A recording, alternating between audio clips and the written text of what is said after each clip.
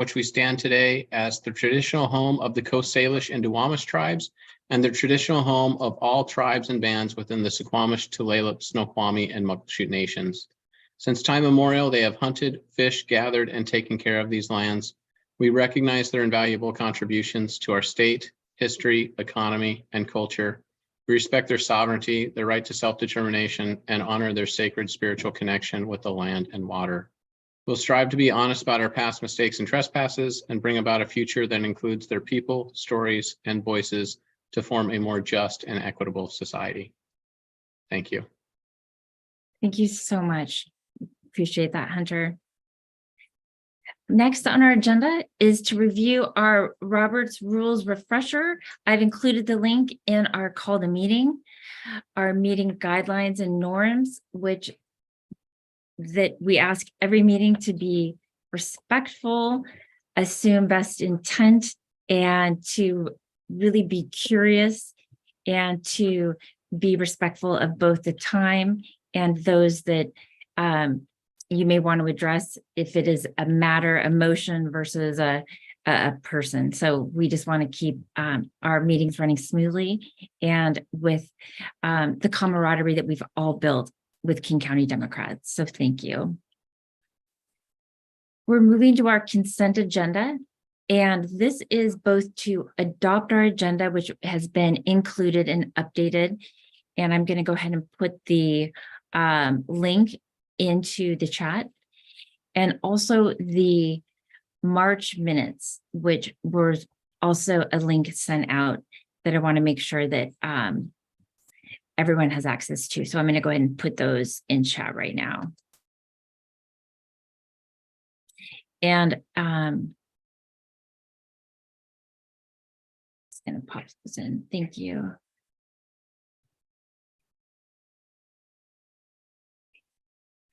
And with that, I will entertain a motion to adopt the agenda and approve the March minutes. So moved, Chris Franco. A second, Bunny Hatcher. Thank you. Are there any objections? Are there any objections? Are there any objections? Last call. Hearing none, we have adopted the agenda for tonight's meeting, which I am super excited about. And we've also approved our March minutes. So thank you so much. Next on our agenda is the chair's report. And I want to say this chair's report, although I am speaking, this is a collaboration of the work of so many people. So I am going to really just say I am grateful to so many folks. And although I am reading it, this is not about me. This is about this entire amazing group of people who dedicate so many hours to making sure that King County Democrats is a cohesive, progressive representative of who we want elected in our county. And I will start off by saying happy Tuesday on this gorgeous 60-degree day. I am so excited that we're just starting to usher in the warm weather. And tonight's meeting it may be semi-short. And as we update you about what we've been doing and what to expect that is going to happen over the next couple weeks. The thing that is top of mind for most of our KCDCC volunteers, our legislative district, is our endorsement process. And with that, I would like to start tonight with that and say that we are so excited for the updates that we've made to our endorsement process, particularly the questionnaire this year at KCDEMS. The biggest change that we've initiated this year is how we've automated our questionnaire process. And before I explain this process to you, I have to thank the incredible team who has been a part of this. And I'm talking about our super volunteers, Kat Pipkin, Wes Mills, Andrea Ornelas, our stalwart treasurer and tech genius, Melissa Taylor, our endorsements committee vice chair, Beth Baisley, and our endorsements committee chair, Martin Cheney. This new process was designed to make things as inclusive and accessible as possible for both the candidates and legislative districts. As we know that most of the legislative districts tend to use our questionnaire and post it. This means that as the King County Democrats organization, it will automatically send an email invitation to fill out our questionnaire to every single candidate who files to run for office with the PDC. By doing this, we ensure that every candidate who files to run for office, no matter what party they're affiliated with, no matter whether they're a seasoned incumbent or a newcomer who's running for office, receives an opportunity to be endorsed by our organization. And we do this because we know how impactful and influential our endorsement can be. We want this process to be as fair and transparent as possible. Using our 2021 statistics, an endorsement by King County Democrats in either May or June of that year meant a candidate had a 94% chance of making it through the August primary. This form of influence we want to ensure is used in the most responsible manner, which is why we send an automatic notice of how to fill out our questionnaire to each and every candidate who files with the PDC in King County. What happens next? After a candidate fills out our questionnaire, our incredible team of volunteers then jumps into action to further initiate the process. An email with the candidate's answers is automatically sent to them so they have that for their records. We look at the questionnaire over to make sure it's properly filled out. We turn that completed questionnaire into a PDF. We store that PDF in an online folder that is available to the legislative districts to have access to that. This means that candidates are no longer responsible for making copies of their own questionnaire answers and then having the burden to then turn those answers over to the legislative districts themselves. The LDs will automatically have access to the questionnaire within 3 days, usually within 24 hours of the questionnaire being completed and submitted. The next step in the process involves sending a Calendly link to the candidate who qualify to be interviewed by us to schedule their interview. What does that mean? This is any candidate whose race crosses the jurisdiction of more than one legislative district. If a candidate who fills out our questionnaire is running for a seat fully contained within a single legislative district, then the PDF version of that questionnaire will be uploaded to the shared folder and ready to correspond with that legislative district to download whenever that they post that to their members. This is a way that we have these amazing volunteers who have eliminated a lot of the double work that some of the candidates in the past have said, hey, this would be great. And this year, this amazing team is living out what that looks like. As candidate filing week nears, we will switch the automated process from being based off the PDC information to being based off the Secretary of State filing data. But they will let everyone know further details once they've determined if that switch makes the most sense. And that shouldn't change how our process interacts with candidates or legislative districts. There's one thing that I would love to ask of everyone here and to make very clear in tonight's meeting, whether you are representing a legislative district or are a candidate yourself or friends with someone who is considering a run for office. We know that the number of people who fill out our questionnaire will grow exponentially during filing week. If you've already filed with the PDC, especially if you're an incumbent who has prior experience running for office, or you have a close friend who has that experience, we would like to please consider filling out our questionnaire sooner rather than later and scheduling your interview with us, with your LDs sooner rather than later. This helps make the rush that our volunteers volunteers at the legislative district go through every May a little bit easier by making sure that the candidates who fill this out, we're just able to sort through those. And I just remind everyone we're an all volunteer organization, and it takes the participation of everyone who dedicates their time in this important work that is crucial to our democracy, to feel that they're valued and that we are putting notice out. If you can please do what you can to help us to get as many candidates to fill out our questionnaire as early as possible. And we'll hear more from our endorsements committee leaders themselves later in the meeting, along with some updates from candidate recruitment and our support committee and our fundraising committee, as well as a special report on policing policy from our very own KCDM's Washington State Committee member and Renton City Council member, Carmen Rivera. I've got a good friend, different last name. And today is election day for the King County Prop 1, otherwise known as the Crisis Care Centers Levy. And I hope everyone has got their ballot in, that they have harassed their neighbors, they've harassed their friends. And I know when I'm in a text thread with my friends and they're just, what do I vote? I love making sure that they get their ballots in. So if you can text, remind everyone, it needs to be postmarked today. So thank you so much. That is my chair's report, and I will include this in our follow-up email that I will send out to everyone as well. I am also really excited to put on your calendars the filing week, and I have it in the agenda, but again, May 15th to May 19th, please make that a special week where we are making sure that we've got folks that are looking to run for office, filing to run for office, and leveraging our resources to make that happen. So thank you.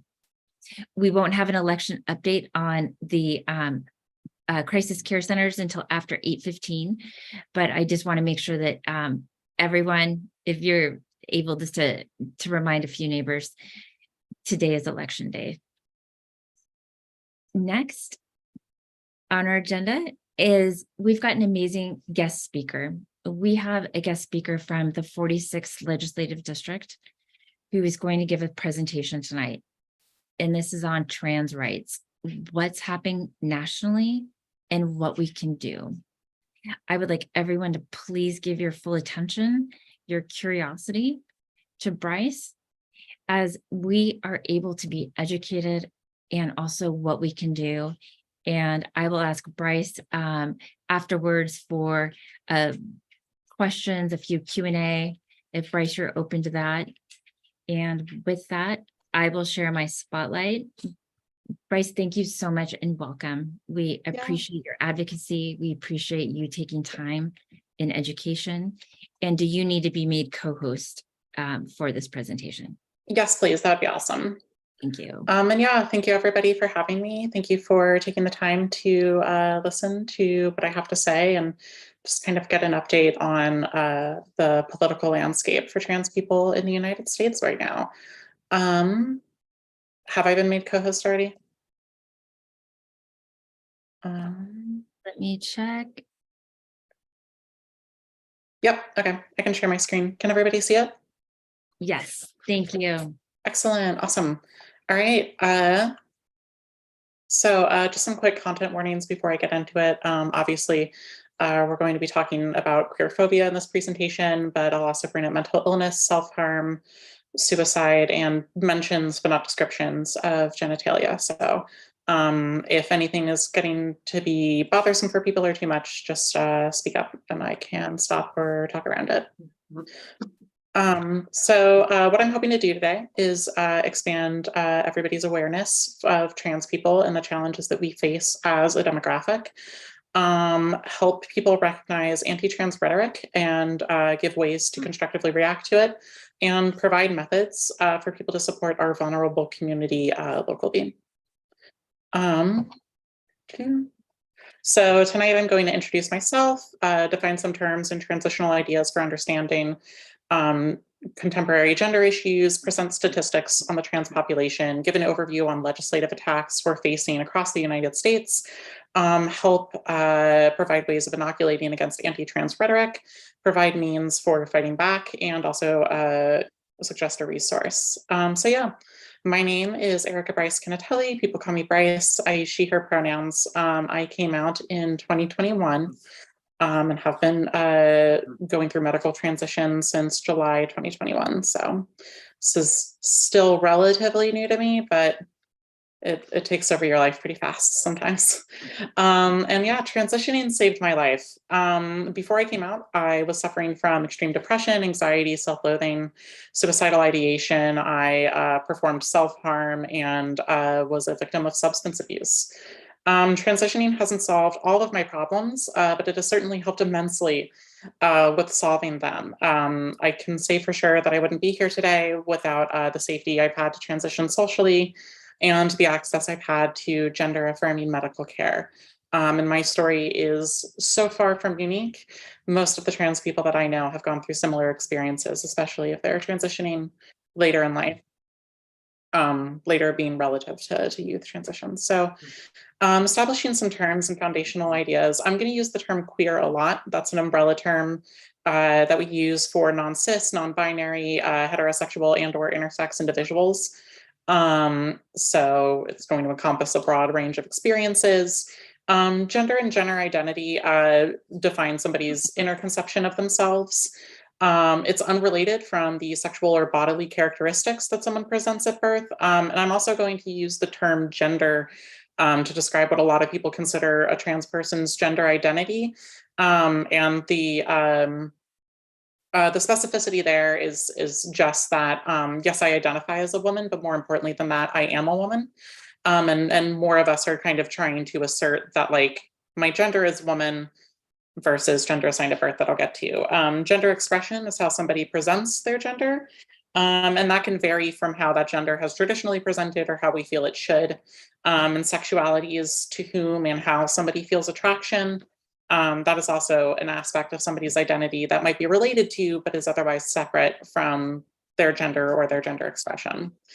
Gender assigned at birth is how we refer to the gender that's usually on people's birth certificates or what people are called originally when they're growing up. The gender I was assigned at birth was male. We call people whose gender assigned at birth matches the gender that they are cisgender. And we use trans as a label applied to people whose gender does not match that which was applied to them at birth. And there are people who are non-binary, who are neither male nor female or some combination of the two.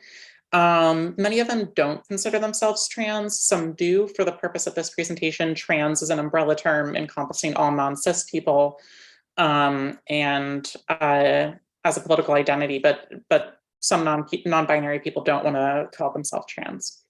Gender dysphoria are negative emotional or sometimes physical effects of having your body presentation or social reflection, how others refer to it, you as and treat you when they're not in sync with how you feel they should be according to your gender. Dysphoria is not required to be trans. A lot of times we talk about trans care as treating dysphoria. For many people, including myself, that is something that it does. But dysphoria is not required for you to be trans. Gender affirming care is medical care that one receives in order to help non-cis people match their gender identity physically or chemically, and it helps reduce the effects of gender dysphoria. Gender reassignment is a term that has been used in the past. We're generally trying to move away from that and call it gender affirming care, gender affirming surgery, etc. So in general, transitioning is the process by which somebody comes to accept, present as, and pursue treatment to embody their true gender or lack thereof. It's really best understood as having different aspects.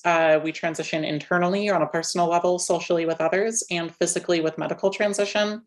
I accepted my identity in November 2020. I came out to family and work in April 2021, and I started to medically transition in July 2021. So these things happen concurrently and on different timelines. And transitioning is highly individualized. Everybody's journey is different. People have different goals, etc. And transitioning may or may not involve getting medical treatment or surgeries. Overall, big thing to take away, being queer is personal and it's dynamic. People have very individualized ideas of what their gender expression and sexuality are. They use different language and they express themselves in different ways. What it means to transition means different things to different people, and often our identities and our goals change and evolve. So there is no template for this. There is no one size fits all. It's all highly different, and that's a helpful thing to understand when you're talking to queer people. So some statistics about the trans community. We're a small but growing portion of the United States population, about 1.6% of adults over 18, 1.4% of people 13 to 17, but these things are hard to track and our ability to do so is growing. Neurodiversities are more common amongst non-cis people or trans people. 6%, we are 6% more likely to be diagnosed with autism, for example, than cis people are. Non-cis people are significantly more likely to suffer from depression, anxiety, and risk of suicide compared to cisgender people. And we also are economically poorer off with lower employment rates, lower household incomes, greater likelihood to be homeless. We also have poorer rates of higher education and graduation from higher educational institutions. None of these challenges are inherent to being trans, similar to the way that we understand other systemic issues, such as systemic misogyny or systemic racial issues. Our economic and mental health issues are not inherent to being trans. These are difficulties because of the society that we are in and the specifics of the issues that we face.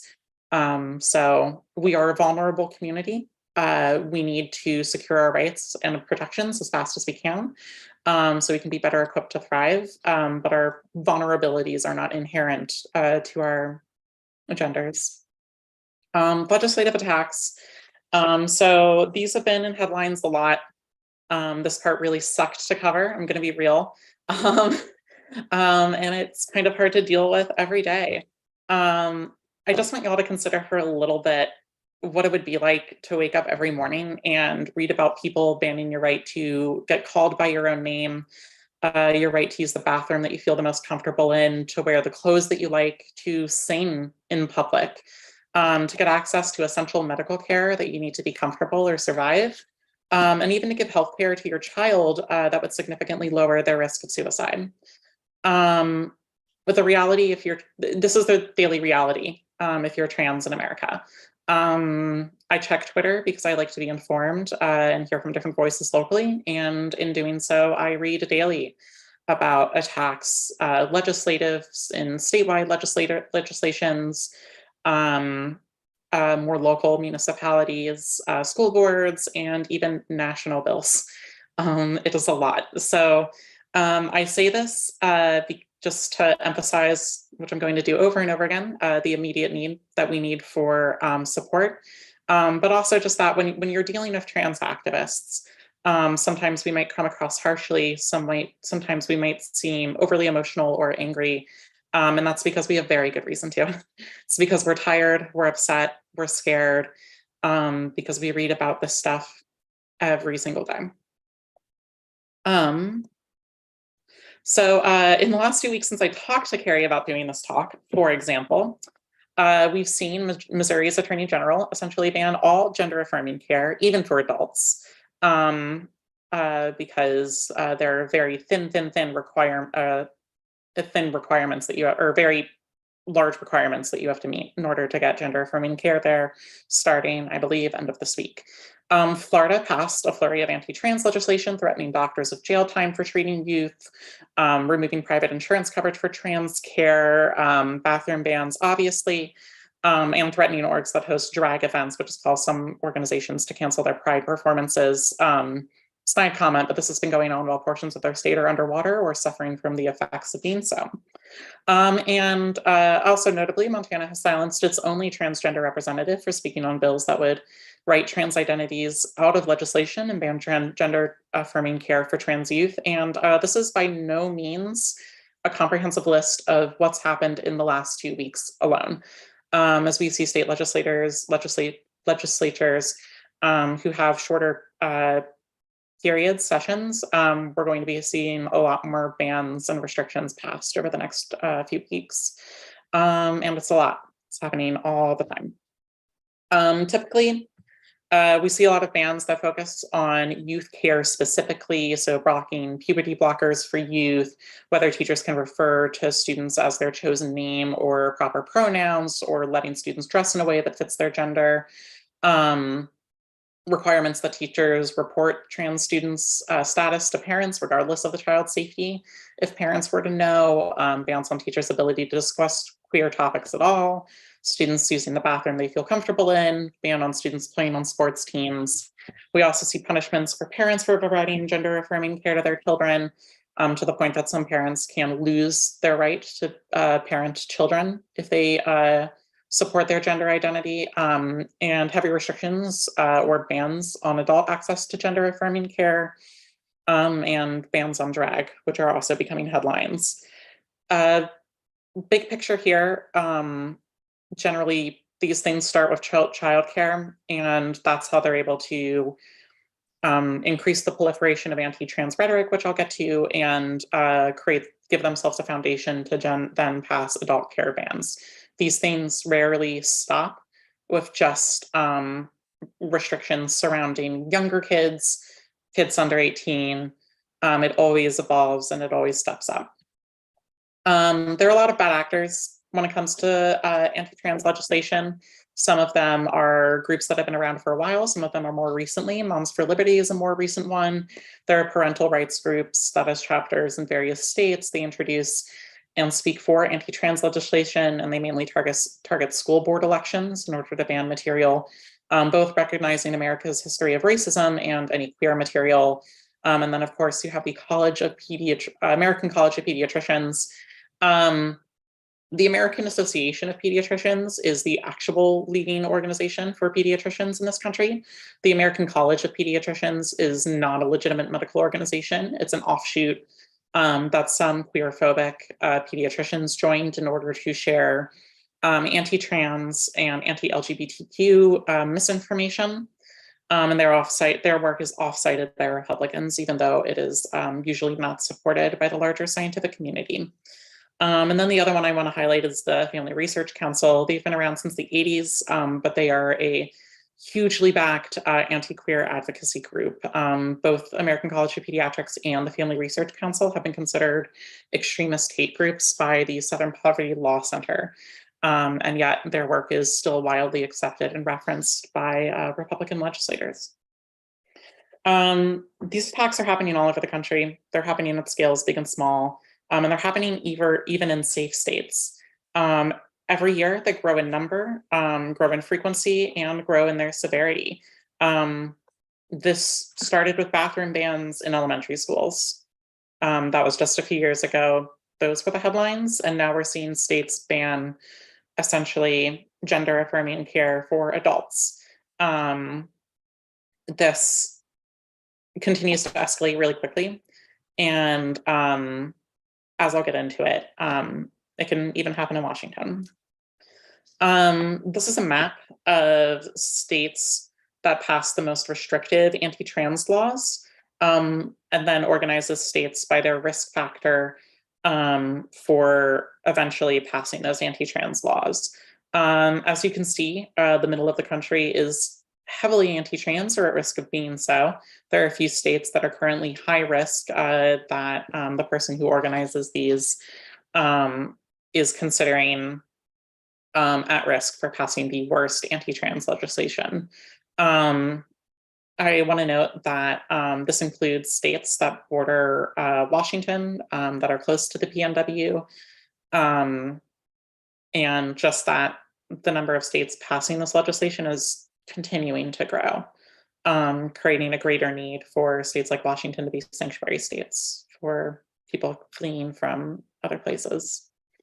And then this is a memorandum that Equality Florida, which is an LGBTQ group in Florida, shared on April 12th, so just a few weeks ago, after they determined that they needed to issue a warning saying that families with queer members or just queer individuals shouldn't visit Florida and should definitely not establish residency because it probably is not safe for us. That's the seriousness of the danger that this legislation offers. Florida has especially strict and punishing legislation for trans people. It is getting to the point where traveling to certain states is not safe for the trans community. That's the level of risk here. Most Americans are actually against discriminatory laws against trans people. In 2022, Pew Research Center found that 64% of adults strongly favored protecting trans people from discrimination. I have a typo there. A 2022 NPR poll showed that 47% of Americans opposed bans on gender-affirming care versus 31% who supported youth care. 23% of respondents skipped the question or said they weren't familiar. So that's why we're not seeing a full 100% in those numbers. But either way, the majority of Americans don't support these bans, and yet they're still happening. Obviously, a good chunk of this is the result of longtime GOP gerrymandering and manipulating elections and jurisdictions to give themselves an advantage. But the other issue here is that trans rights just have not been a priority for many leaders or groups. And that's the biggest thing that needs to change, and the biggest thing that I would ask of everybody here. Trans rights can't be a secondary concern. I'm not saying they're the most important concern, but we can't compromise the other political priorities that we have by putting trans rights or protections at risk. I really, really, really strongly urge that every candidate that this organization and other organizations that you're a part of is questioned specifically on the rights, on trans rights that they will or won't support. We need to understand what they'll vote for, whether that's sports bans, bathroom bans, right to marriage, what documents they're willing to let us change, whether or not they support recent legislation that Washington has just passed, as we've seen with legislation involving our state's police officers. We can pass laws, we can just as quickly roll them back. So it's not enough that we have passed trans protections already. We need to make sure that our candidates will uphold those rights going forward. That needs to be something they're asked directly, and they need to either commit to it, and if they don't, we need to voice out that they don't. This can't be just the prerogative of trans rights organizations. We need as many partners as we can demanding candidates and leaders affirm trans rights. It's a more contentious issue, but I can say that last year I was part of a team that moderated a debate between two candidates in Seattle, one of whom could not answer whether or not they supported trans students playing on the sports teams that match their gender, after being asked numerous times. And I'll get into why that is such a tricky question for people in a little bit. But I believe we were the only people who asked them that question. It was just assumed because we're in Seattle, because this candidate was running as a Democrat, that they would be supportive of trans rights down to our most fundamental freedoms. That's just not the case. That's why we need to be vigilant. Every candidate needs to be questioned. And we can't compromise, if we want housing legislation, for example, we can't compromise on a candidate who would vote for housing but won't vote to protect trans rights. And we need to stay vigilant and active locally. All candidates, no matter the scale, need to be interrogated on their views. We need to make sure that we get the word out on candidates that won't affirm our rights. And we need to show our support in numbers when we're fighting against anti-trans policies and voices. It's really important when we see anti-trans demonstrations like we saw in Olympia last Friday, that we affirm what I was showing a few slides back, which is that most of us do not want restrictions on trans care or rights.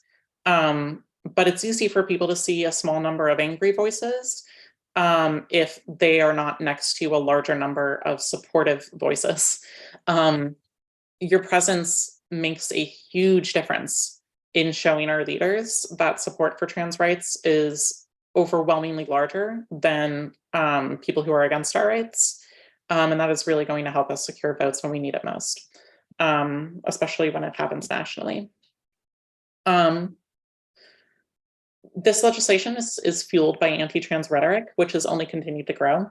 Transphobic rhetoric and talking points have expanded beyond hate groups. Not only are they now spoken by popularly elected political leaders, but they're often repeated by leading publications in our news media, including sources that a lot of us really respect and cite, such as The Guardian and The New York Times. This rhetoric and these arguments are used to emotionally and sometimes legally justify anti-trans legislation. And it's really important that we recognize it when it happens, even if it's repeated by journalistic institutions that are trying to report on these issues in good faith. The big picture here, it's essential that we don't accept right-wing and hateful framings of trans issues. Anti-trans activists and politicians will use reasonable sounding arguments, especially arguments that sound reasonable to centrists or people who are maybe more apathetic to queer rights, in order to spread anti-trans rhetoric and bigotry. And trying to argue with their frameworks is doomed to fail, because their framing is designed to magnify statistical improbabilities, pseudoscience, and gray areas in order to make people question why we should be allowed certain rights or whether they exist at all. Think about the way that alt-right Republicans have tried to make us question election results by pointing out small, innocuous scenarios, images that look vaguely sketchy, maybe individual one-off issues of ballot fraud. These things are either statistical and statistically insignificant to the point that they're not really news, or things that might feel true but aren't true. And even though the basis of their points don't hold water, arguing them and giving them a platform to argue them is enough to get the intention of their arguments out there, which is to make people feel like the elections aren't valid. And anti-trans actors use a similar strategy when it comes to anti-trans rhetoric. So instead of trying to argue within their framework, it's imperative instead that we assert our own more accurate framing of these issues. So I'm just going to cover over these slides a few common anti-trans talking points that we see, and just try to talk about the reality of them and ways to frame this issue better. So a common talking point we see is that sex is real, often followed by facts don't care about your feelings. The argument here is that because we can scientifically verify a person's biological sex, our ability to do so invalidates a trans individual's proper gender. The reality is, one, that intersex people exist. I don't have time in this presentation to get into it too much, but intersex people are people who are born with sexual characteristics of both genders. And that's just a biological fact that invalidates any idea of a scientifically accurate sexual binary of male and female.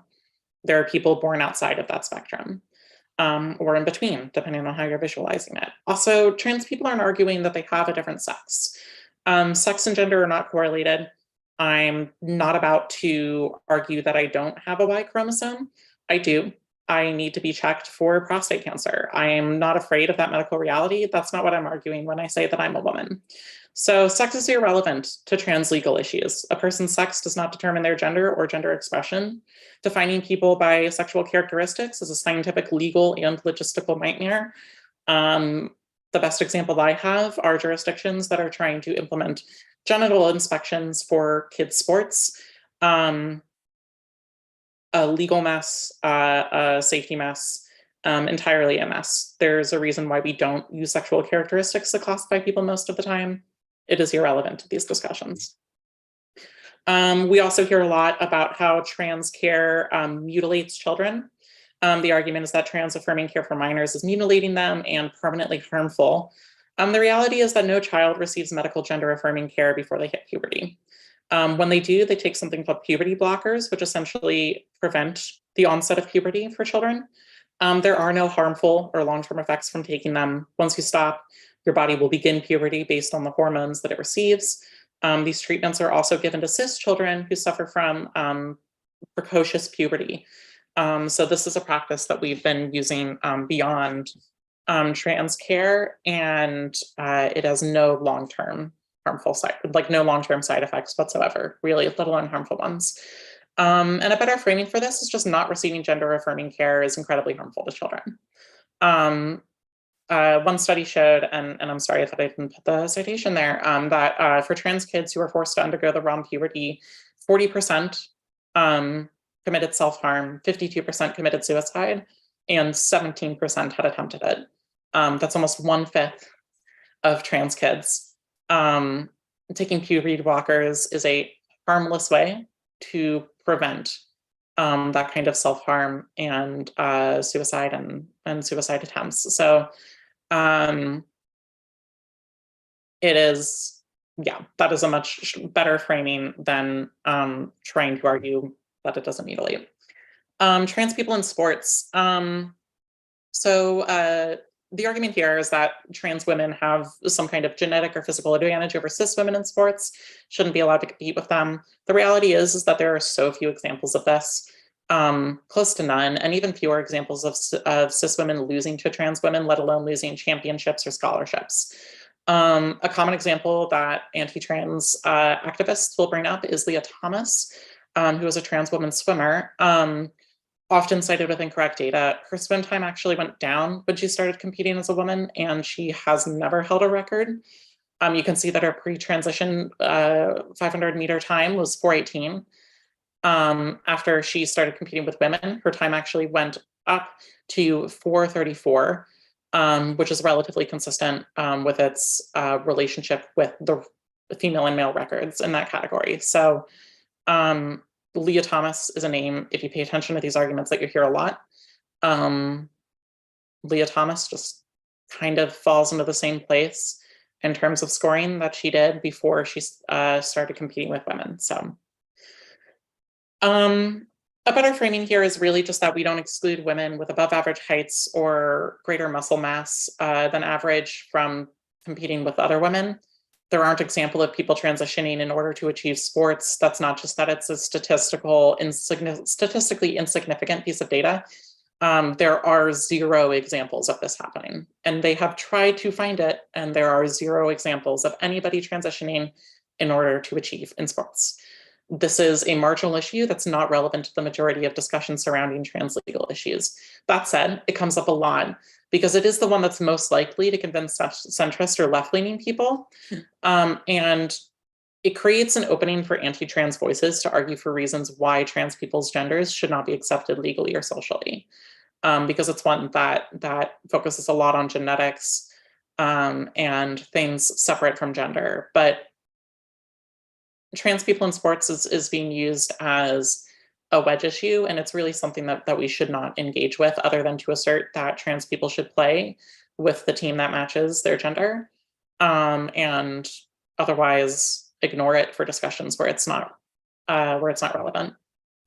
And another thing that we're hearing a lot more recently is discussions with detransitioners. These are people who have decided not to go forward or to attempt to reverse any gender affirming care that they've received.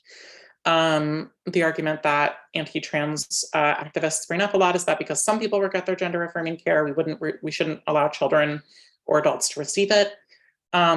Studies show that fewer than 3%, or even fewer still, that's like a high number, of people who undergo medical transition regret their decision. Compare that to something as common as knee replacements, where almost 1/5 of people who receive a knee replacement experience discontent with the procedure after a year. Fewer than 3% regret rate for medical care is an enormously low number. Gender affirming care has significantly higher satisfaction rates than even the most common surgeries, and it saves lives, as we established a few slides back. Yeah, it is again, people who detransition are such a small number of people that it is not worth removing this life-saving care from other people.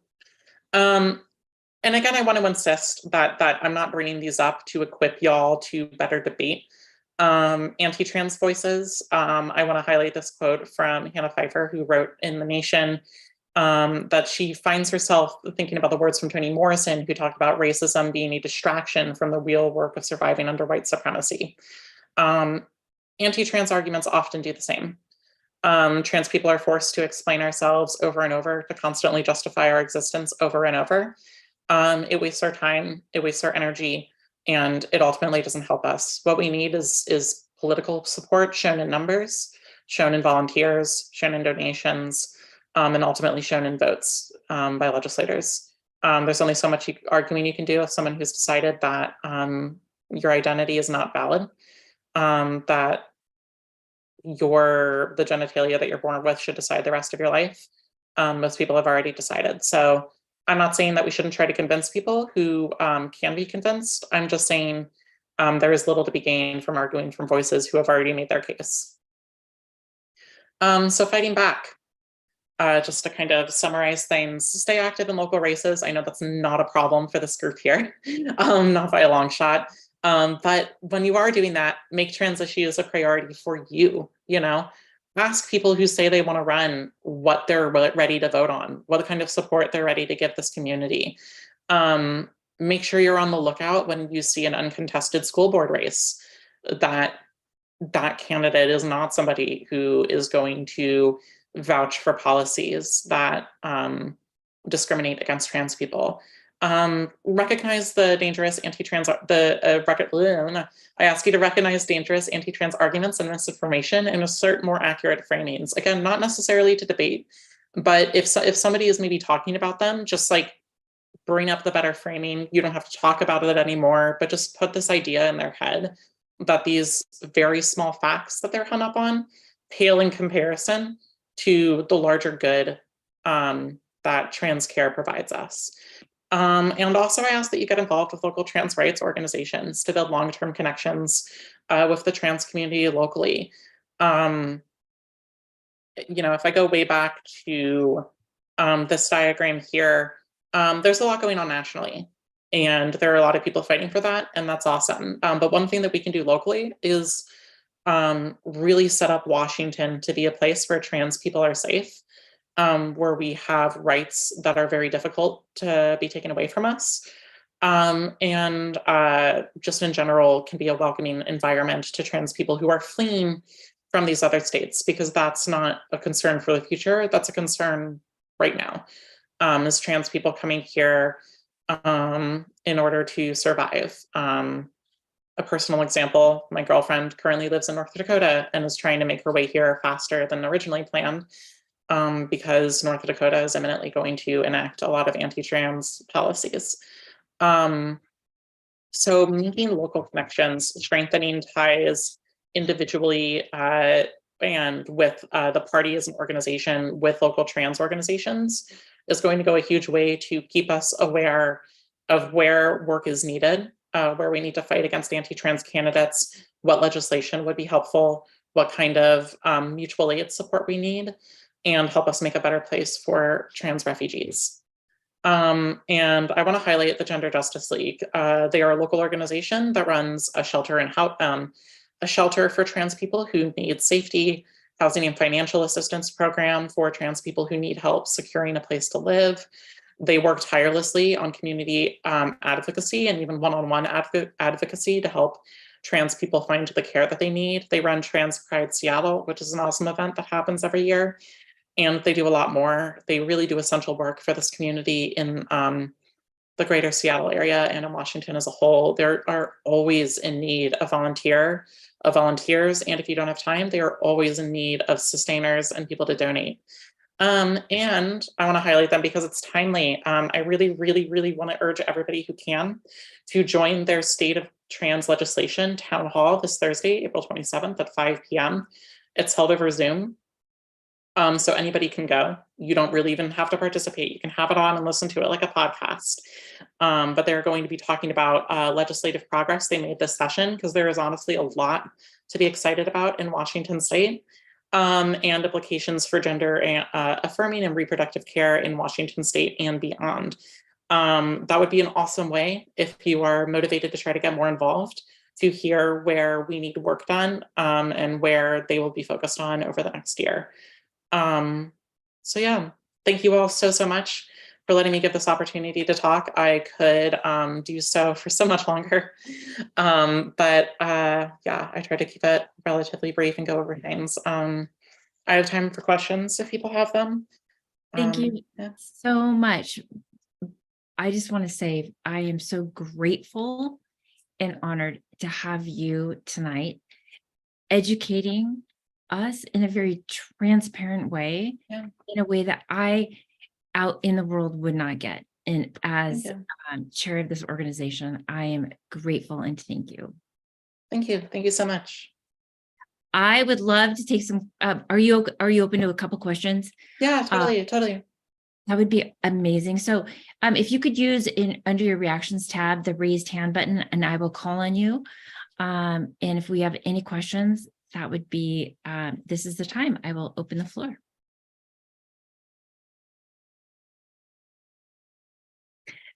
Karen.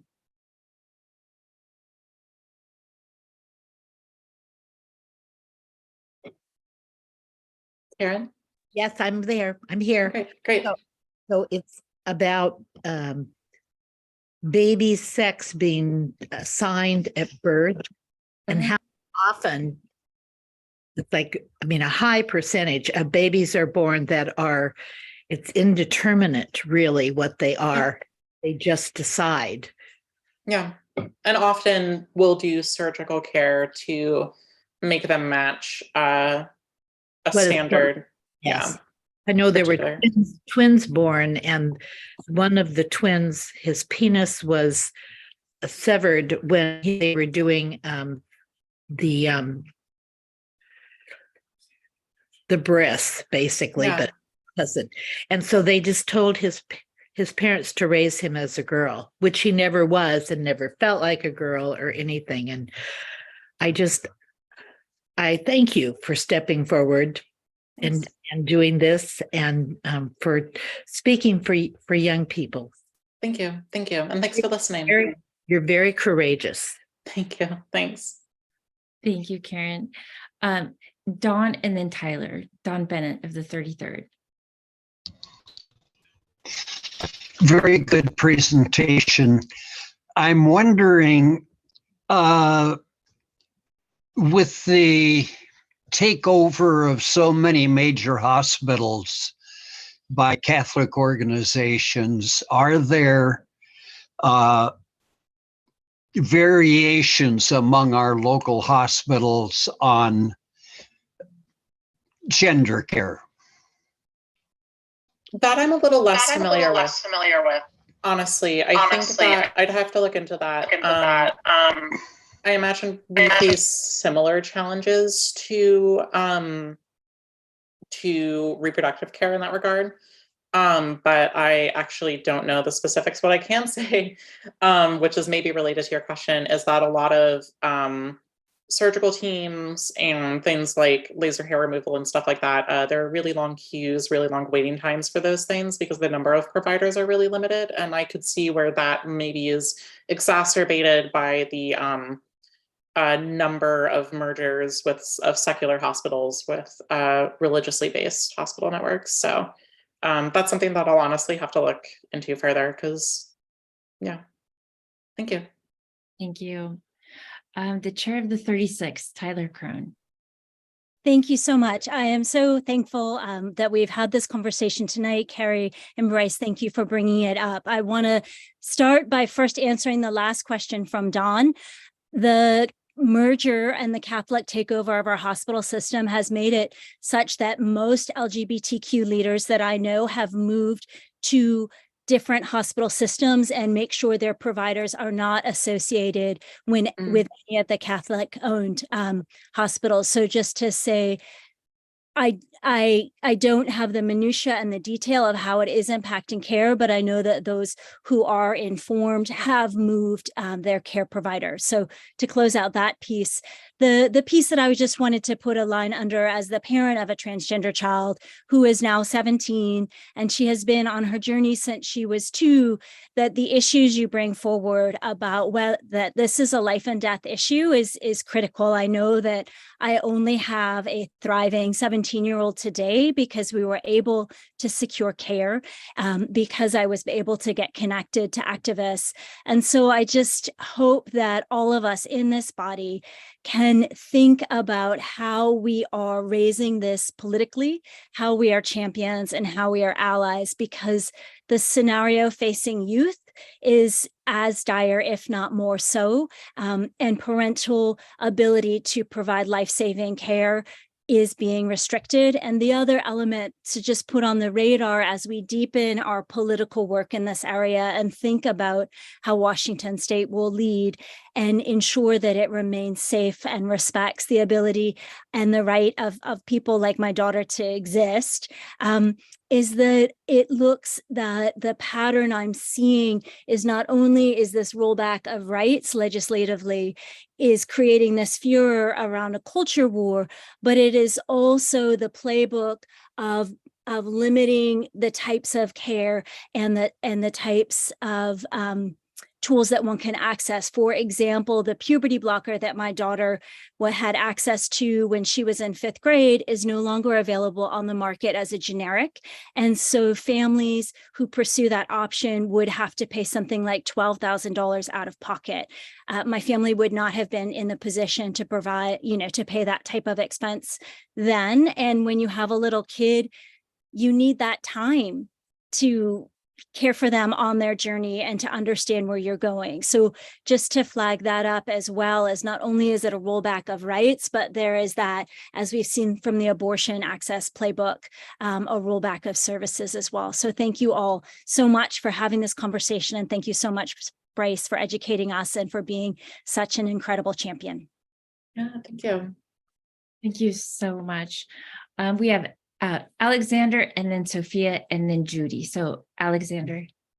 Yeah, I had a question for you. I'm a member of the LGBTQ community as well. Yeah. But I've seen some, like a small but somewhat vocal group of like LGB without the T people. And I was wondering if you had experienced any of those arguments or any of those, like, experienced any of that discrimination from within the queer community, and I guess what your thoughts are and how you sort of see like combating that sort of hatred and sort of stuff. Yeah, totally. I mean, that is something that kind of happens in every marginalized group to a certain extent.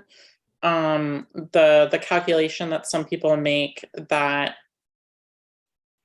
once they gain broad support, or when they're on the verge of doing so, their case is weakened by people with identities that are considered taboo or that are still not yet broadly accepted. And we're definitely seeing that with certain portions, certain very, very minority portions of the lesbian gay communities. TERF is a common word, trans exclusionary radical feminist. A lot of y'all may have heard in some capacity that that's an example of a feminist and lesbian group of people, or just like kind of person who excludes trans people from their otherwise progressive ideology. And honestly, I think that the big way to counteract that is just, again, a numbers game, is to show just how small that group is, because they are incredibly small. And to remind people that it's not the don't say trans ban, it's the don't say gay bill. Like, what fascist or hateful groups will do is attack a portion of a community that doesn't have majority support, that doesn't have broad legal protections, and use them as a way of chipping away at people's rights, whether that's privacy or ability to be who they are. But it never stops just with that group. It always gets bigger. And if you look at a state like Florida and the legislation that it's passing, they went from banning, certain kinds of medical care, and then, the don't say gay bill after a number of years, which prevented people from talking about any kind of queer identities in schools. And now, most recently, they're passing bans that are ostensibly against drag, but the way they have to write themselves actually prevent anybody from dressing in a way that is different from some idea of how their gender assigned at birth is supposed to dress, which brings into question like goth metal music, like Kiss maybe couldn't perform in Florida, certainly My Chemical Romance can't perform in Florida anymore. And those are groups with, at least not outwardly, trans or non-binary people in them. I don't think. I'm a little out of date on my MCR drama, but like that's where that legislation goes, and that's where it's always going to be headed. Is it's always going to grow. So that's a long-winded answer, but in summary, like again, reinforcing the numbers game, reinforcing that that is a small minority of people who want to exclude trans people from queer rights. And with anybody that you can convince, just make sure they understand that even if they don't like understand the trans experience, that any attacks legally against us will always be followed by attacks against them. Thank you so much. Yeah. Thank you so much. Sophia Lee of the 43rd. Hi, Bryce. Thank you Hi. for coming and speaking. I wanted to, well, first of all, thank you for mentioning GJL also, because I was the board chair of GJL for many years especially during the Trump administration. Yeah, thank you. Yeah, I could answer a little bit in regards to trans healthcare in Awesome. Washington State.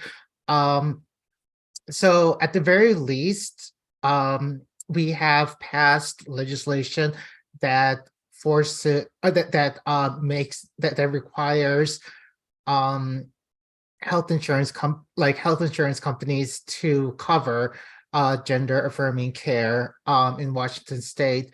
But not only that, like I don't recall exactly what the situation within the hospitals are, but I do know that we have fought against the hospitals before, and we have been able to push them to do gender affirming care in the past. So there are definitely some protections for trans people in the healthcare system at the moment. Thank you. Thank you. And our last question I see is from Judy Gibbs of the 36th Legislative District. Judy.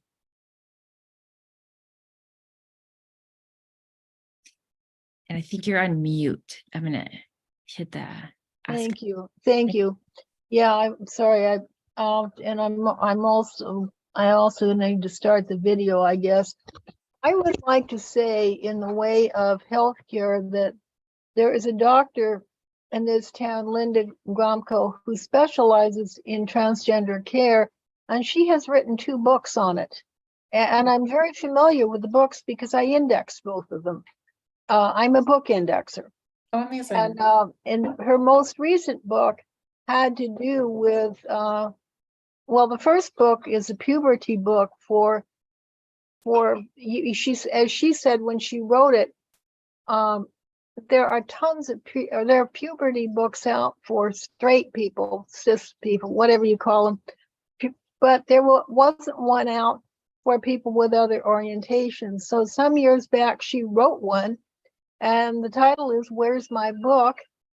And that's because the question she was always getting for puberty, people are going through puberty is where's my book for my outlook?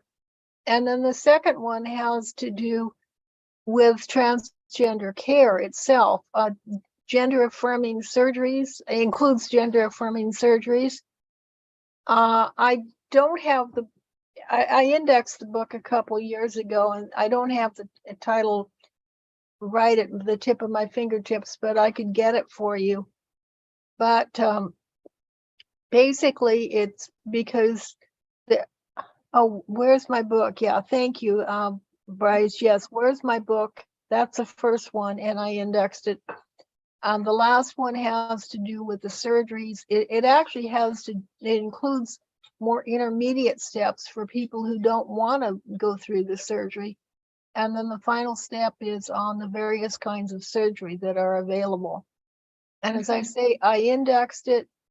The The author is Linda Gromko, Gromko. She's a good Democrat, by the way. I happen to know that. But if you want me to find, Judy, if you want me to find out where to order it, I can do that. Fabulous. And Judy, can we put those into chat? We will make sure that the resources you're highlighting, we can put into chat. And I want to make sure that we're using Bryce effectively. Was there a question specifically that you wanted to ask Bryce while we have her here? I guess I don't have any questions. I just wanted to throw out the fact that there are these books available, and I'll put the doctor's name in right now. And while we're doing this, I will see if I can find the title of the other book. Fabulous. Thank you, Judy, so much. Great, thank you. Thank you for this evening. And Bryce, thank you so much. This has been an amazing presentation, amazing education. I appreciate everyone who had a question, and I really appreciate the time that you put into really educating us so that we can advocate and we can also activate. We can be part of the process, that we are supporting our marginalized community members because they're our community. They are our friends, our neighbors, our friends' kids. This is our community, and how we live our values is supporting people, human beings at the end of the day. So thank you. Thank you all. If anyone has any questions, two things. Can we share your presentation to our executive board members? Would that be okay? Yeah, of course. Yeah. Thank you. And I will get that from you. I will send that out. Oh, and great. also, Awesome. if anyone has any questions, are you open to a discussion afterwards as well? Yeah, of course. You just want me to hang around? Yeah. I was just thinking through email. I will. Oh yeah, totally. You can give people my email. Great. Bryce, thank you so much. Thank Everyone, you, everybody. give Bryce Thank you. enormous thank you. We appreciate you. Thank you. Thanks. I don't know how to follow that act. It's such an amazing speaker, an amazing topic, and something that's so near and dear, both to people that we love and know and just out in the world. And with that, I will move on to the next item on our agenda, which is the King County Democrats. It's a really brief topic before I move on to our policing policy with Carmen Rivera. So we've got, I'm going to have put into chat right now, we have a calendar. And one of the things that we want to make sure that everyone here is aware of is there's an email address where we can publicize your local events. So for each legislative district, if there is a candidate, if there's a kickoff, if there is a trans rights, we need 15 people to show up on a Thursday to protest X, Y, or Z, then we would like it on our calendar so that our members, this becomes a continuation of what people who come to King County Democrats can then go see and do. If someone says, you know, I have an hour a week or maybe an hour a month, they can go to our calendar and say, you know what, here's an event in the 47th legislative district that I absolutely can attend and be a part of, or the 32nd, 33rd, but there's localized activities that we can drive our volunteers, members, PCOs, and ourselves to. So it would be great to see what you're involved in, what's important, what's a priority, and we will keep this calendar updated both for our consumption and also for those who are looking to see what are the Democrats doing in King County and how can I get involved. So thank you. That is in the chat. Thank you, Christina.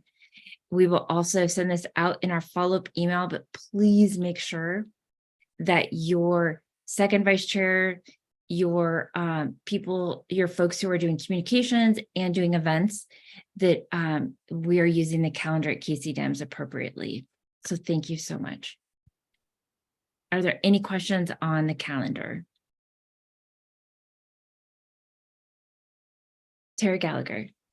Where do we find the calendar? Just to see what's happening. You bet. So that will be posted on our website. So we are going to be updating our website calendar so that each of those events with the information are listed in our calendar on our website. Carol Lynn Harp. Myself, is there a specific format that you should put your events in?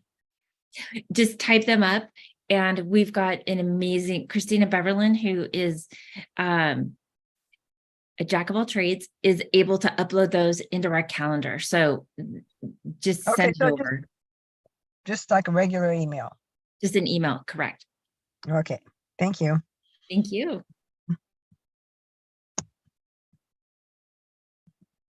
Any other questions? Okay, and with that, I will now turn this over to our King County, Washington State representative and Renton City Council member, Carmen Rivera, to talk about our policing policy, what we can do to represent and protect our communities. Thank you, Carrie. Can everyone hear me okay? I'm on my little stupid AirPods, so if there's any issue, someone unmute themselves. You sound great. Fabulous. All right. So, this is a little past due, unfortunately, with session. I'm disappointed to say that 5352 did pass. And basically what it did is it lowered the evidentiary threshold from what we had from probable cause to reasonable suspicion. And I want to clarify that the standard for probable cause for law enforcement in the moment is not the same standard that we hold in the court system. And that's where there's a lot of conflation, and I'm going to even say willful ignorance on the side of some law enforcement agencies not understanding that difference and the standard of probable cause varying a little bit in terms of circumstances that they're in. So probable cause is very different than reasonable suspicion. And what has happened is they've lowered it to reasonable suspicion, which allows for more discretion or more biases, less fact-based and like non-feeling findings, and more to just like, well, I was suspicious. I was reasonably, fearful and had these concerns, and it doesn't quite meet that like, and the argument with probable cause is like, you should be able to go to a court of law and be able to effectively state why you made the decision that you made. And in the crux of it, it required law enforcement to be able to take an extra moment to just think before they act, which in my opinion, as a criminal justice educator and somebody who's worked in this system, is something that's really missing, especially in policing. And so with, 5352, which, many Democratic senators also voted to roll back on these. I'm frustrated. I'm sure many of you are, in terms of we make these like really amazing steps forward since 2020 in terms of reform. That's all they were asking for. And then a lot of these reforms are getting rolled back. And so again, it lowers the evidentiary threshold for engaging in a police pursuit by allowing an officer to conduct a vehicular pursuit if the officer has reasonable suspicion that that person has committed a criminal offense. It limits vehicular pursuits to situations where the subject of the pursuit poses a serious risk of harm to others. Before that, the threshold was they were an imminent threat, and that threshold has also been lowered to again the threshold of being a risk a risk of harm to others, which again is lower.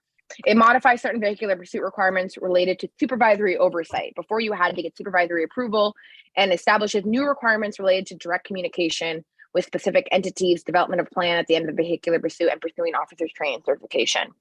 What I'll say is vehicular pursuits are inherently dangerous.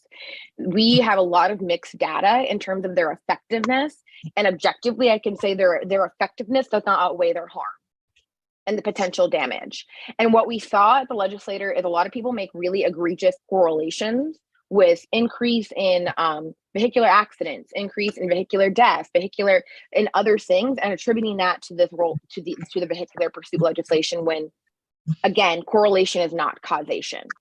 Okay, and so what we had in 2021, which was passed, was the best standard based off the Stanford School of Law and Education of Criminal Justice, as well as many other criminologists that agree what we had was the best standard, and we've lowered that. And so I'm just disappointed in a lot of our democratic, progressive politicians. I understand we live in a very diverse state.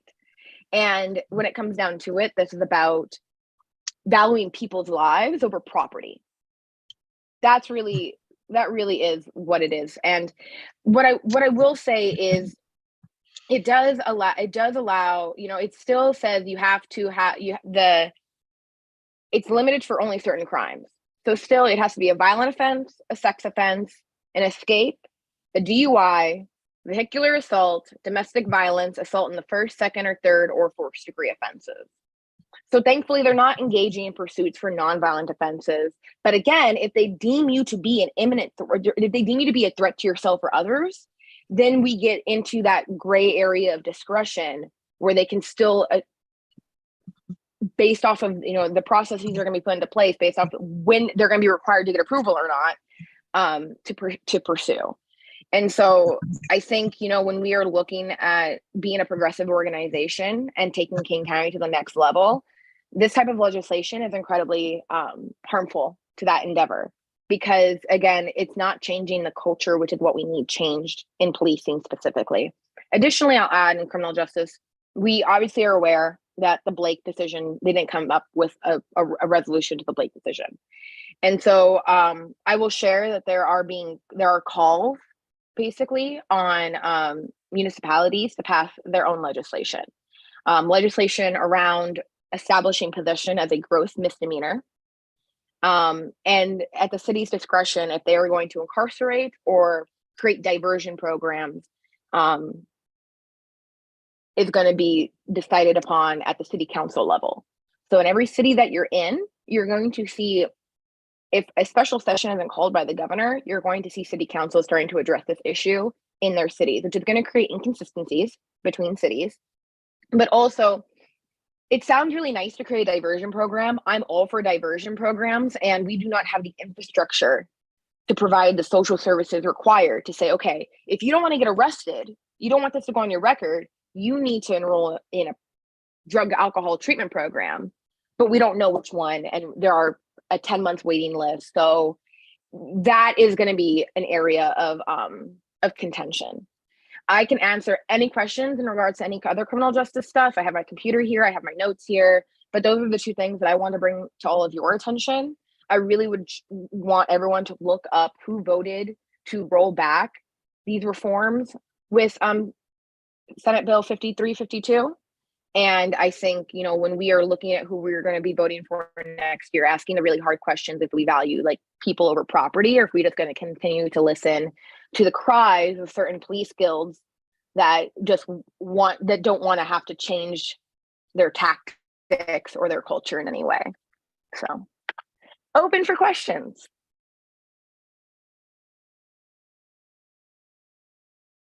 I did it to myself. I was on mute. So with that, we are going to open it up for questions. So if you can use your raised hand for questions for Carmen, whether it is on local policing, what we can do and how to support alternative methods that are appropriate.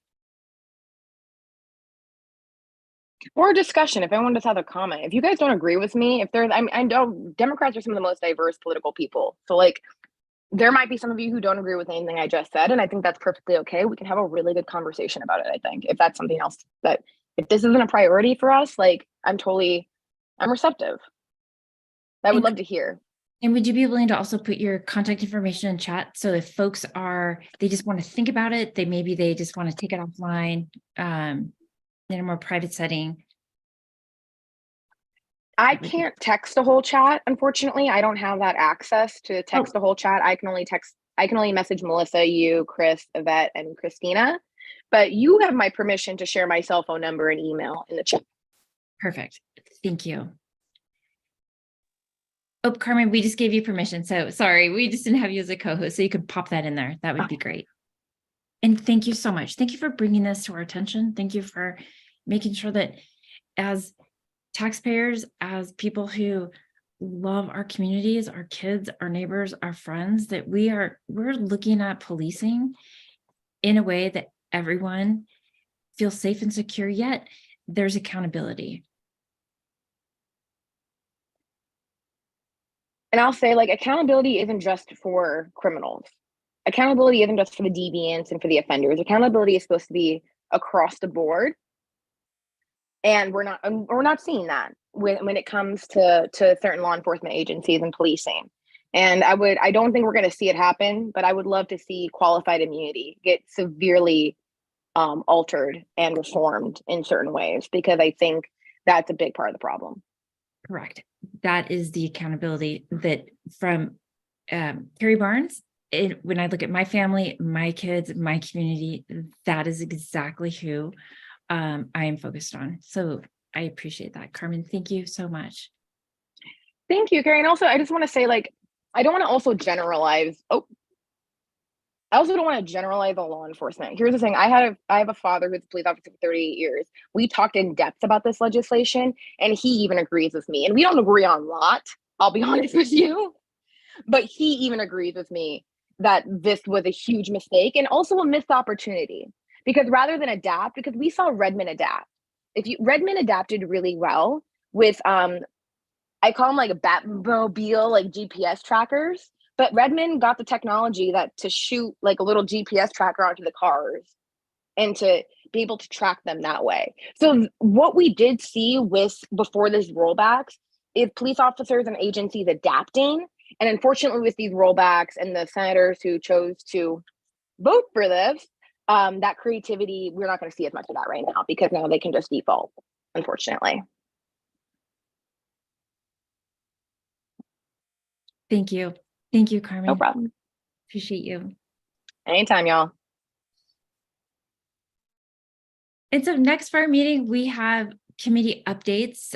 Carmen's information is in chat. And again, we will send a follow-up email. So for folks who aren't here, who couldn't make it tonight, they will get the opportunity to engage with Carmen, listening to our live stream, or it will be recorded, but we are live streaming right now. So next on our agenda are committee reports. These are folks that are volunteers who are working extremely hard, dedicating so many hours. And we will have committee reports from our candidate recruitment and support, giving an update on our Contest Every Race, where we have reached out to folks who are looking to run for office. We will hear a brief from our endorsement committee chair, an update on our process.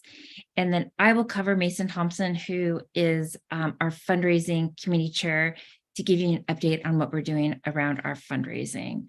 But I will start this off and turn it over to Christina Beverlin, who will give an update on our candidate recruitment and support and our efforts with the model of Contest Every Race in King County.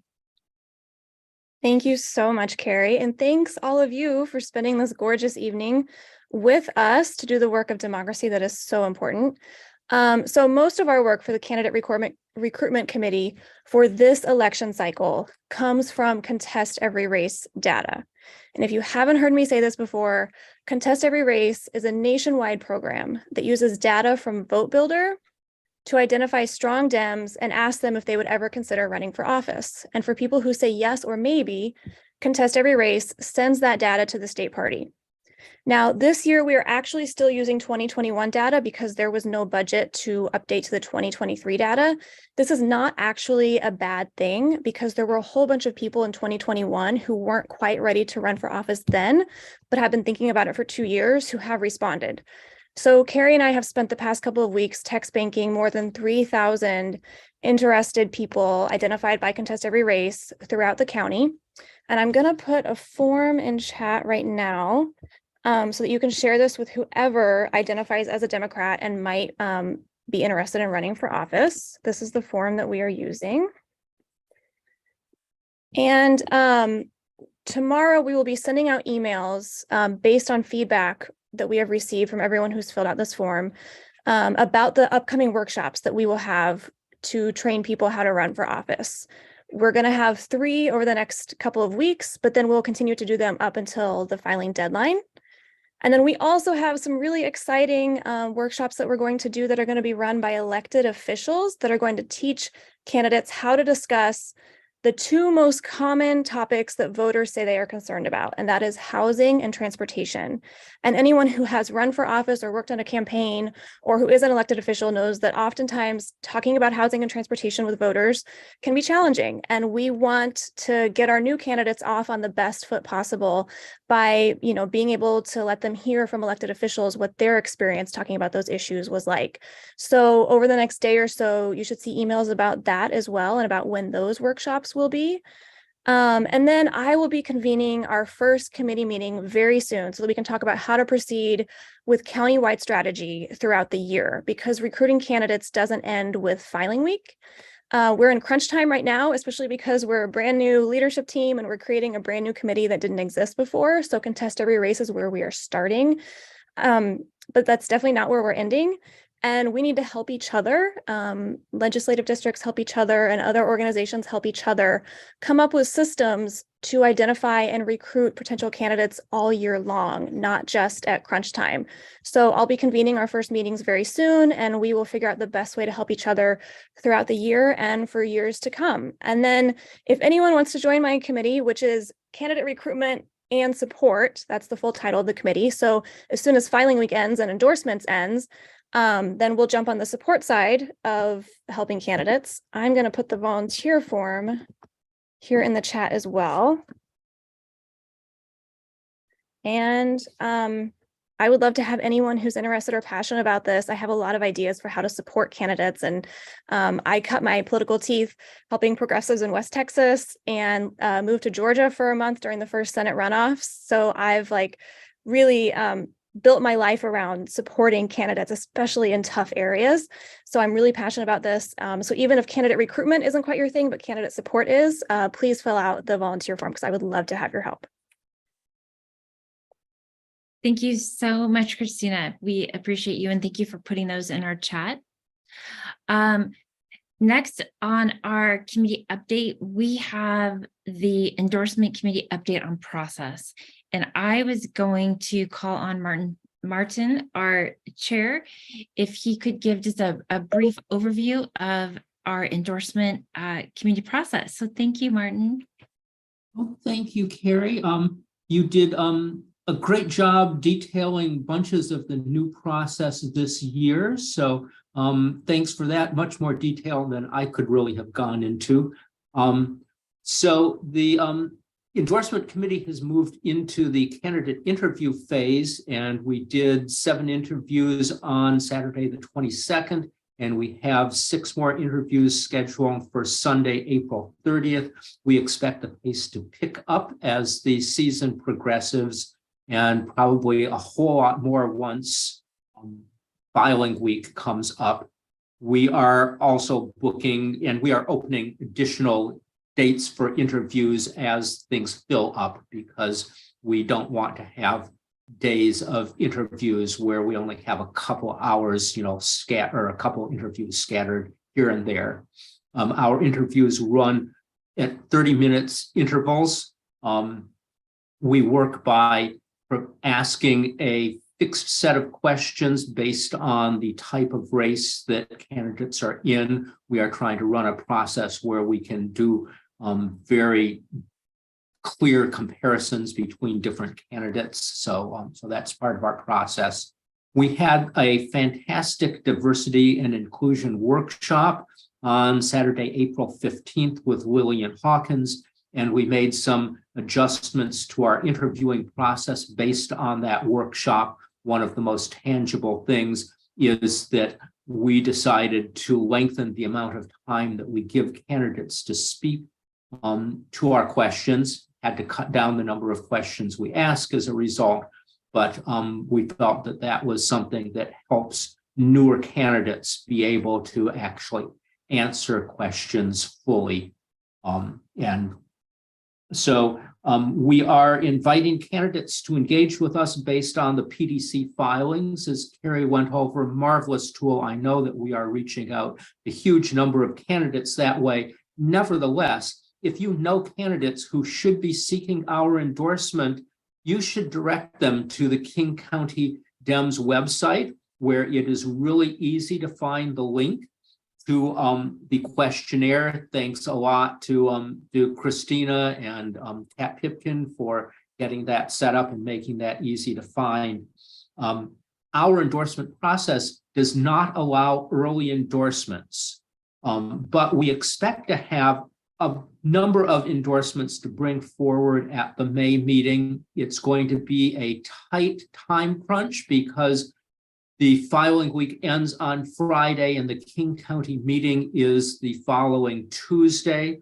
We will try to get in as many candidates as we can with interviews, but obviously candidates who file on Friday are not going to be able to schedule an interview with us and to be considered for endorsement on Tuesday. So do encourage candidates to engage with us early. That at least makes it possible for us to consider an endorsement.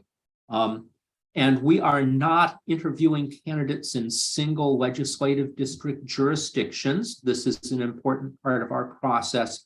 Those candidates are being referred to the appropriate legislative district. And our rules specify that single legislative district jurisdictions, the endorsements there, King County defers to the legislative district.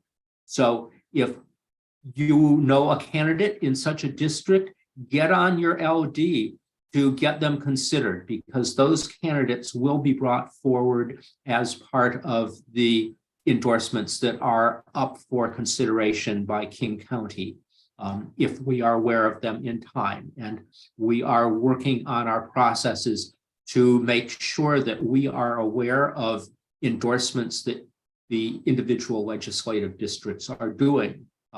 So if you're doing endorsements, especially if you're doing early endorsements, please reach out to our committee and let us know what decisions you have made. Because King County will either not do an endorsement or we will do exactly the same endorsement that the legislative district did.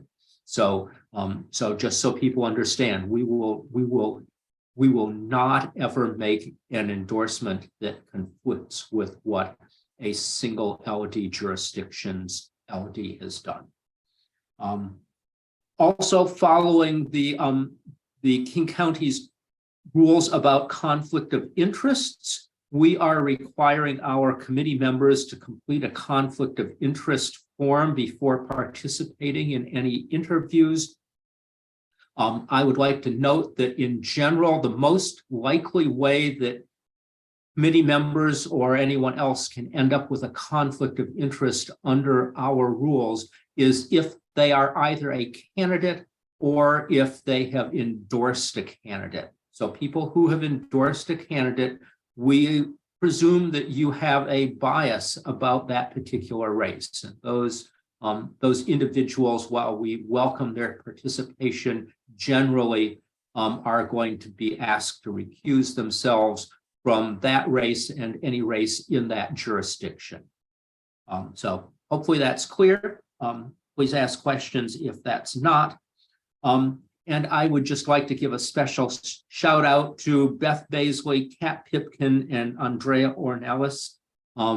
I know that they have been doing just absolutely essential work in helping schedule, prepare, and operate our endorsement interview meetings. And without the help of every one of those, we would not have gotten to the point where we are. We wouldn't have had a successful interview meetings.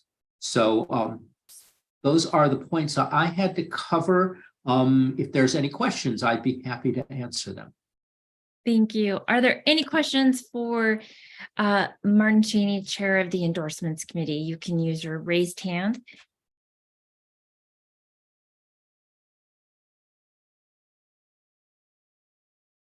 Okay, So well, I'm going to take that as meaning that I was clear.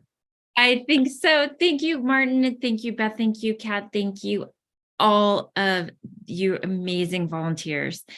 I just want to highlight that I've gotten information that Prop 1 is currently ahead. It looks like ballots closed, so we are happy with that. And the Kent School District Prop 1 and the Hospital District Hospital District number 4 Prop 1 are both currently behind. So I just want to give you an update on that. Let's keep our eyes peeled and really let's hope that both the levy and the both Kent schools and the hospital district pull out.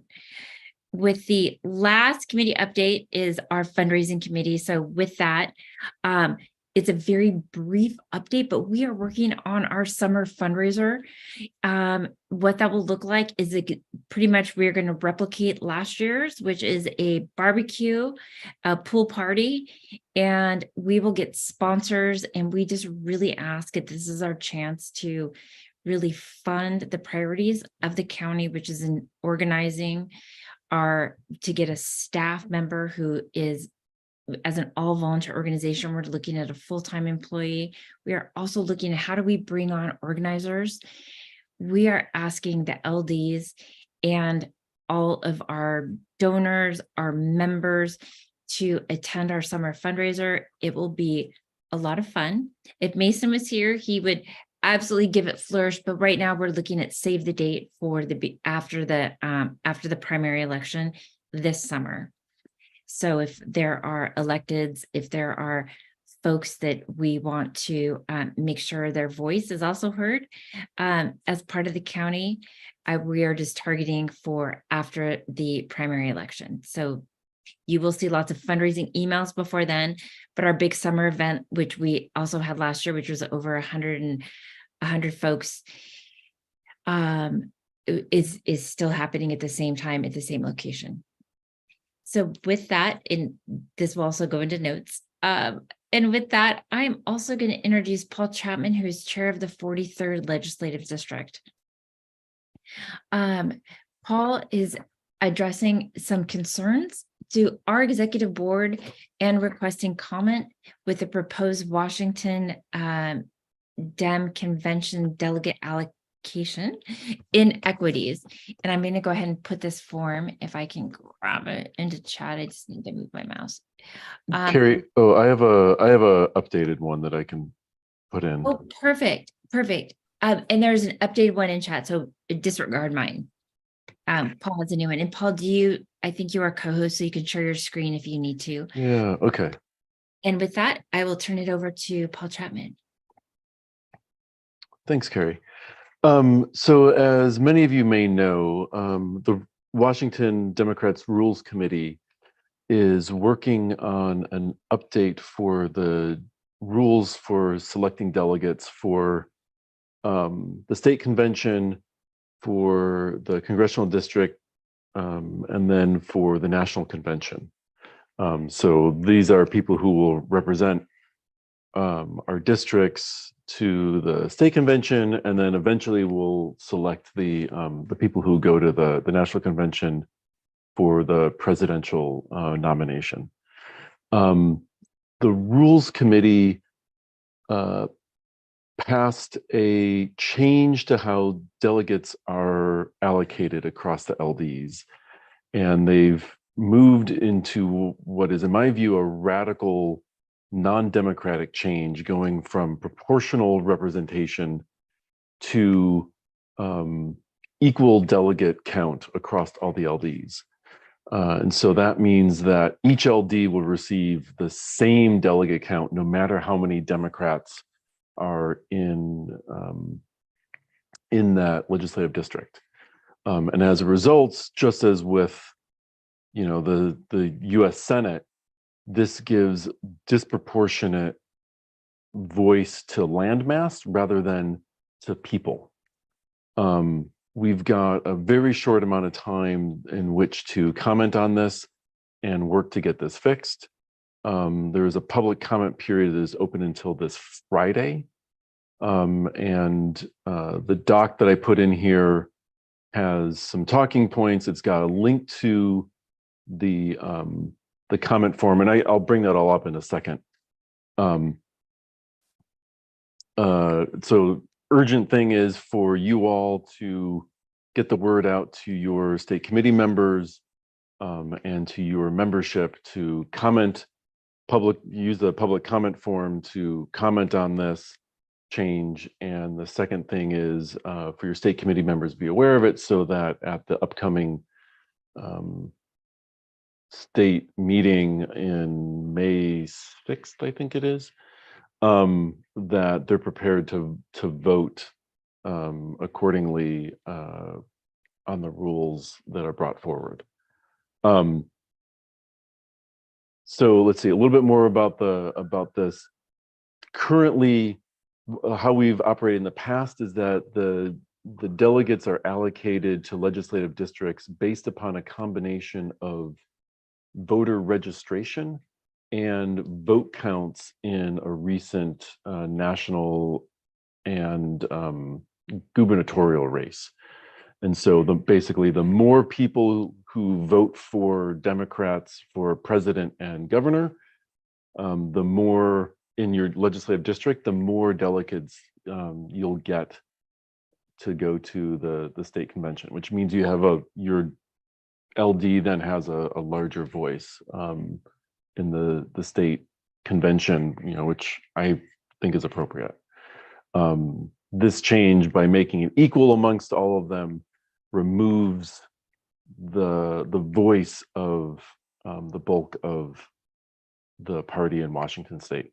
So that's one thing. The second thing is we have been for a long time working to try to have a restorative gender policy in the Washington Democratic Party to ensure that we have really good representation of women and non-binary people. And so a second thing that I would encourage you to do is to call for a restorative gender policy to be added to the delegate selection plan, which would allow for more women or non-binary people to serve as delegates, broadening the base of participation in our party, rather than what we have today, which mandates that we have to have 50% men. And I don't know about you all, but we often have had trouble filling up spaces to get 50% men in there. And if we can't, it'd be great for us to be able to, select from the many women who are interested in participating and help build a restorative gender policy. So I will do a quick screen share here, just so you can see this. Is that going? That's going. So here's the doc that I linked. It's got this tiny URL for you to be able to find it again. The DSAPP plan is very long. It's 51 pages. You can certainly peruse that if you want. In addition to these issues in there, as I was perusing it, I found what looked to be some just basic drafting errors where there's different numbers of delegates for the state convention on different pages, which makes me a bit worried. Here is the call to action. Go to this Google form. This is linked in that doc. Fill it out, email, name, demographic group, your LD, the section that you want to refer to, and in this doc, I list the sections that need a comment, And then there's some talking points that Amy Madden and Sophia Lee have pulled together over the last few days as we've been looking at this. So again, super important, particularly for us in King County, which is heavily Democratic. If we are not able to change this rule, we are going to lose a large part of our voice in the state convention and in the nomination processes. Any questions? Thank you. Are you able to take some questions from folks? Oh yeah, for sure. Perfect. Lisa, I see your hand raised. Hi, thank you. Can you hear me? Yeah. Awesome. Well, thank you, Paul, for highlighting this and sharing this information. I have a first question, and I think I heard you say it, but I want to just make sure I get it straight. The deadline for submission of comments is this Friday? It's Friday, yeah. This Friday. Okay. Wanted to clarify that. I wasn't sure. In our 46 LD, we also recommended to our membership at our last membership meeting, advocacy around the affirmative action plan as well. As you know, if LDs reach a milestone amount of their in their affirmative action goals, they get bonus delegates. So one of the requests we want our members to make is also to advocate that those additional delegates should not dilute that, that diversity, that it should actually go, that the diversity that they reached it by should also be used in those bonus delegates. They shouldn't, that those should go to also communities of color. That would be citing section III.B.2. I think that's what it is, section I.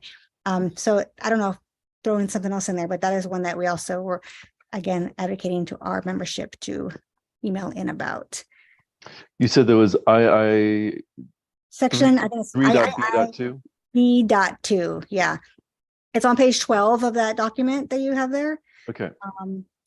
Yeah, so that's that section, and it's about the reaching those affirmative action goals. But then if they use all their bonus delegates for just more like white males, let's say, that's not really going towards the spirit of the allocation. So anyway, that's a very good point. And in addition, the non-proportional allocation, which is what the Rules Committee recommended, would have the effect overall in the Washington state delegation of making the delegation more white, because a lot of the diversity in the party is on the west side here. So yes, well, again, it'd be a double whammy there so if we don't get these fixed. Thank you. And we would, this collaboration is so important and we just really appreciate it. Thank you so much. Bunny, I see your hand raised. Yeah, and I was going to just ask Paul the point he just made, that the greatest racial, LGBTQ, et cetera, diversity that we have tends to be over here in like King, Pierce, these counties here, and the LDs here. And if we strip away delegates from here, then the whole delegation is going to be, we're whitewashing, basically, is what we're doing. Yeah. Now, why do we, as we're trying to hang on to our base, as Republicans are courting communities of color, why are we poking them in the eye by stripping away their opportunities as delegates? It seems like we're shooting ourselves in the foot here. Yeah. I totally agree. My understanding as well, I'm not on the Rules Committee, but my understanding is that this change passed by one vote at a meeting in which a number of the more progressive Rules Committee members weren't able to attend. And so this feels like it was pushed through at an opportune time to, I shouldn't say more. I might become impolitic. So, but thank you. But I think your ask is that we have public comment, that we've got collaboration, that we hit that link and we really give our voice, because it is important that, from what I'm hearing, the population centers who represent people are represented. Melissa, I see your hand raised. Yeah, and this question I think is maybe Tara Gallagher knows, but Tara Gallagher, when we fill out that form, my recollection is that it actually goes to the DNC, and that the DNC is reviewing comment, and that's part of why having a number of perspectives from a broad part of our districts is important. Is that correct? That is correct. It will go to the state party, and it will also go to the DNC. And there is a thought that if the state rules committee or the state party approves this, but there's been a lot of pushback, that there may be pushback from the DNC. So the better the numbers, the more likely that this is just not going to ultimately go through. Furthermore, if you happen to know anyone outside of King County who might be interested in commenting, I think that would also be particularly strong. But in general, large numbers of dissenting comments should really sway things. Great. So we need lots of comments by Friday, and then we need all of our state committee members to vote for amendments. Yeah. Thank you. Wonderful. Thank you. Are there any other questions for Paul? Thank you, Paul, for bringing this to our attention, for doing the thought of putting this together and making sure that we all are aware and engaged. Really appreciate you. Yeah, and with that, I'd really like to thank Amy Madden for raising it within the 43rd, and the work that that Sophia Lee has also done on this, and the advice of others like Tara and Scott Forbes. So Fabulous. Thank you. And Paul put the link in the chat. And Paul, are you open to putting your personal contact information in case people want to ask you directly any other questions? yeah, let me put another email address in. We've where do I have it in this doc? It's in this doc somewhere. I thought I had it in the doc. Wonderful. Thank you. Yeah, I'll put something in the chat in just a second. And we'll get that out when we do our summary email as well. Okay. Thank you. So thank you, everyone. We are right on time, and it is good of the order. And I will open the floor for folks to have good of the order. And if you want to use your raised hand before, and then I will call on you, and we'll go from there. So I'm sure there's lots of exciting stuff. So please use your raised hand. Thank you.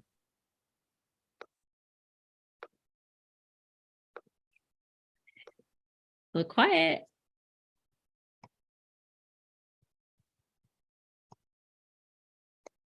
I'm waiting. And if we don't have any good of the order, then I will give you guys some time back in your evening, and I will entertain a motion to adjourn. So moved, Chris Franco. Is there a second? Seconded, Carmen Rivera. Perfect. Are there any objections? Are there any objections? Last time, this has been a fabulous meeting. I appreciate you all. And with that, any objections? And by decision of the chair, we are adjourned. I will hang out in case anyone has any questions, but other than that, have a great night. Lots of information. So appreciate you all. And I will look forward to seeing you next month. Thank you. And save Thank the you, chat Carrie. if you want all that information, save the chat. Great. We're gonna save the chat. We'll send a follow-up email to the entire executive board with all the links. Paul's email. We will get there. And Dawn, thank you. Appreciate Awesome. you.